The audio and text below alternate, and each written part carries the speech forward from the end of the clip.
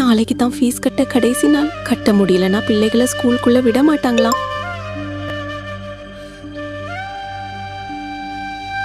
கடவுளே, நான் என்ன பண்றது? இப்போ நான் யாருக்கிட்ட உதவி கேட்பேன்?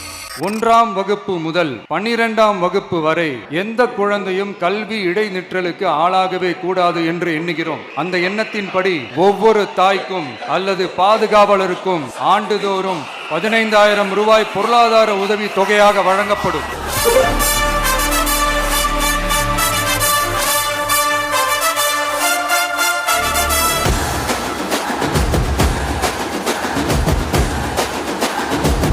பள்ளி இடைநிற்றலை தவிர்க்க 1 முதல் 12ஆம் வகுப்பு வரை பயிலும் மாணவர்களின் தாய் அல்லது பாதுகாவலருக்கு ஆண்டுதோறும் 15,000 ரூபாய் பொருளாதார உதவித்தொகையாக வழங்கப்படும்.